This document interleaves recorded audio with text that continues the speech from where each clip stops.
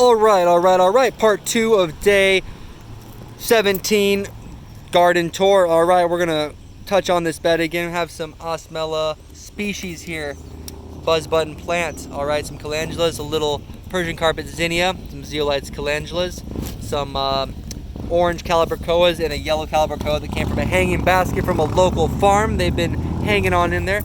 Once again, the cardinal basil. It is attracting the wildlife with its succulent nectar. And we have more polar bear zinnias. You can see that Fibonacci fractal pattern in the center here is common throughout the world. All right. Nothing too fancy here. I had to move some stuff around. Kind of looks kind of crappy. And Julia pointed out there is a swarm of birds moving together. They have that group consciousness. Right now they're kind of scattered, but you know, one follows and they go. Now they're landed in the tree. Would you look at that? Gotta love the birds.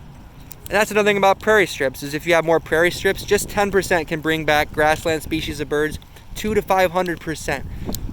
I've never even heard about that great of return on stock markets that high.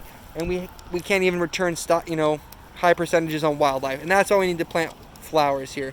Have a pretty beat up polar bear zinnia, some beat up zeolite calendulas, another polar bear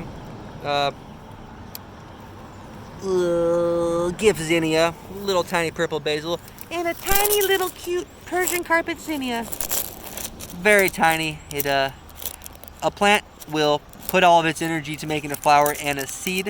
You can see it didn't do so well, maybe suffered a little drought, a little sunlight. Some more calibrachoa scattered in here. This one used to look a lot better, but I ended up taking some of the zinnias out because they're getting tall, and I just kind of stuck them here in front. I don't know what happened to this one. It's something chewed on it or broke it. I just never replaced it. It's okay. And this one, tons of flowers. I've been pruning them off and haven't pruned them in a while. It's kind of the end of the season. Maybe collect some seeds. Leaning to the grass. It's good to have companion plants so they can lean on each other. You can't just have monocultures of the same thing. All right. Just more of the same gift zinnia. Bees love it.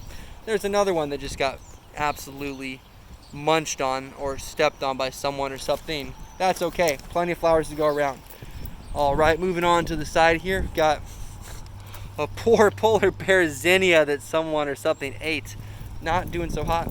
And here is a teddy bear sunflower head. I scattered probably 200 or 300 sunflower seeds over here. Hopefully next year, a bunch of sunflowers. That'd be great.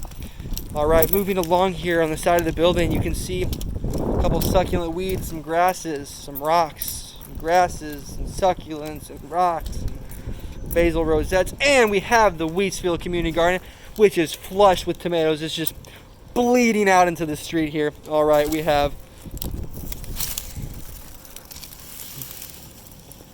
tomatoes, fresh picked tomatoes. Now this fits with the theme of my video of free food. All right, we're gonna go ahead and sample that.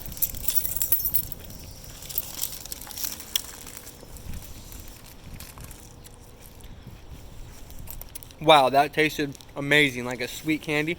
Now that little bunny just hid behind there. I'm gonna give him some space, or her, or whomever this bunny is.